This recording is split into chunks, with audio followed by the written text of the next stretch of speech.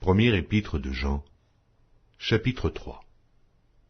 Voyez quel amour le Père nous a témoigné pour que nous soyons appelés enfants de Dieu. Et nous le sommes. Si le monde ne nous connaît pas, c'est qu'il ne l'a pas connu. Bien-aimés, nous sommes maintenant enfants de Dieu, et ce que nous serons n'a pas encore été manifesté. Mais nous savons que, lorsque cela sera manifesté, nous serons semblables à lui, parce que nous le verrons tel qu'il est. Quiconque a cette espérance en lui se purifie, comme lui-même est pur. Quiconque pêche transgresse la loi, et le péché est la transgression de la loi. Or, vous le savez, Jésus apparut pour ôter les péchés, et il n'y a point en lui de péché. Quiconque demeure en lui ne pêche point, quiconque pêche ne l'a pas vu, et ne l'a pas connu. Petits enfants, que personne ne vous séduise. Celui qui pratique la justice est juste, comme lui-même est juste. Celui qui pêche est du diable. Et le diable pêche dès le commencement. Le Fils de Dieu apparut afin de détruire les œuvres du diable. Quiconque est né de Dieu ne pratique pas le péché, parce que la semence de Dieu demeure en lui, et il ne peut pécher, parce qu'il est né de Dieu.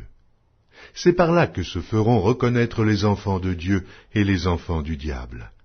Quiconque ne pratique pas la justice n'est pas de Dieu, non plus que celui qui n'aime pas son frère.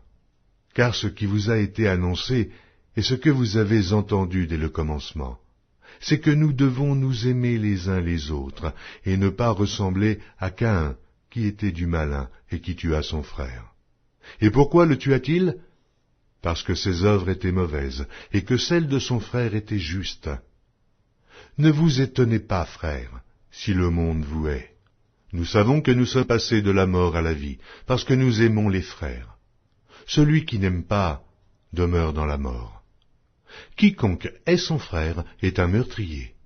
Et vous savez qu'aucun meurtrier n'a la vie éternelle demeurant en lui. Nous avons connu l'amour en ce qu'il a donné sa vie pour nous. Nous aussi, nous devons donner notre vie pour les frères.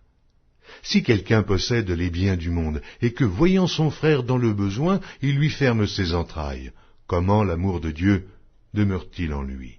Petits enfants, n'aimons pas en parole et avec la langue, mais en action et avec vérité. Par là nous connaîtrons que nous sommes de la vérité, et nous rassurerons nos cœurs devant lui. Car si notre cœur nous condamne, Dieu est plus grand que notre cœur, et il connaît toutes choses.